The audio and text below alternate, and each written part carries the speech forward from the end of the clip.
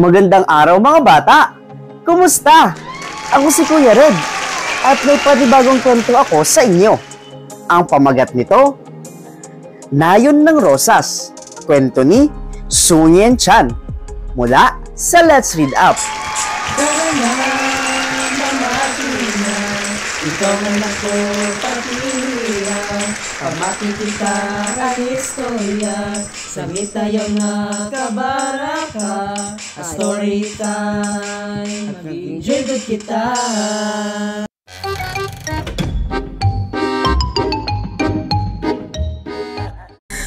Noong unang panahon, mayroong isang maliit na nayon kung saan ang lahat ay nagtatanim ng mga pulang rosas. Ang bawat bahagi ng nayon ay maganda dahil sa mga pulang rosas na hardin. Kilalang kilala kahit sa kalayuan ang reputasyon ng nayon para sa malalaking magagandang pulang rosas. Ngunit walang nakababatid kung bakit silang lahat ay nagtatanim ng pare-parehong klase ng pulang rosas. Naisip ng ilan sa kanila na marahil ang pagtatanim ng pulang rosas ay nakasanayan na mula sa kanilang mga ninuno. Ang iba naman ay naniniwalang kung hindi sila magtatanim ng pulang rosas, sila ay isusumpa. Isang araw, may isang matandang lalaki na nakahanap ng kahon na naglalaman ng mga kakaibang buto sa ibaba ng kaniyang bahay. Nagulat ang matandang lalaki. Hindi niya alam kung papaano nakarating ang mga butong iyon sa ibaba ng kanyang bahay at nagdesisyon na itanim ito sa kanyang hardin. Maingat na inalagaan ng matanda ang kanyang mga bagong halaman.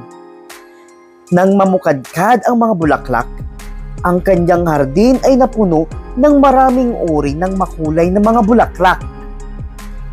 Nagulat ang lahat ng mga taga-nayon nang makita ang pinaghalong dilaw, asul, lila, puting bulaklak na namumulaklak sa gitna ng kanilang mga pulang rosas. Maraming nag-iisip na ang matandang lalaki ay isusumpa. Kaya hinihimok nila na alisin niya ang mga makukulay na bulaklak sa lalong madaling panahon. Sumagot ang matanda na hindi niya sisirain ang hardin na siya mismo ang nag-alaga. Nadismaya ang mga taga-nayon sa matanda at hindi nila siya pinansin at ang kanyang makulay na hardin ng bulaklak.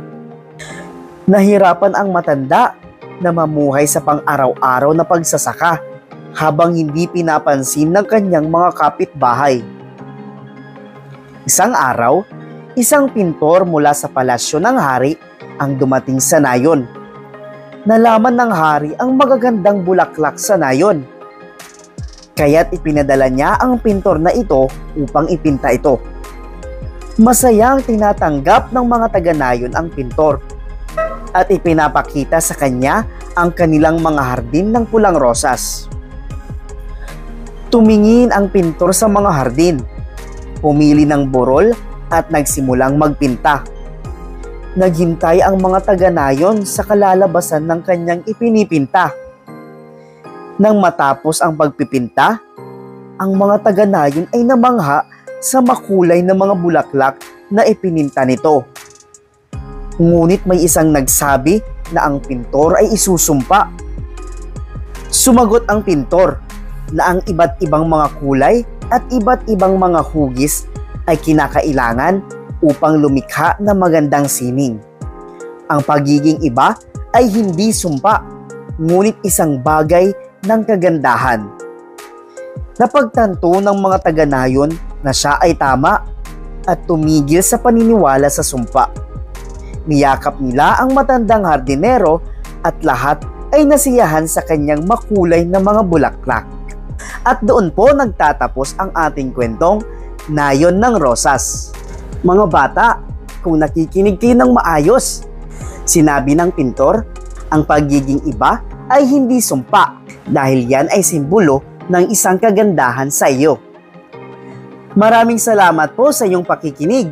Magkita-kita muli tayo sa susunod na linggo. Paalam!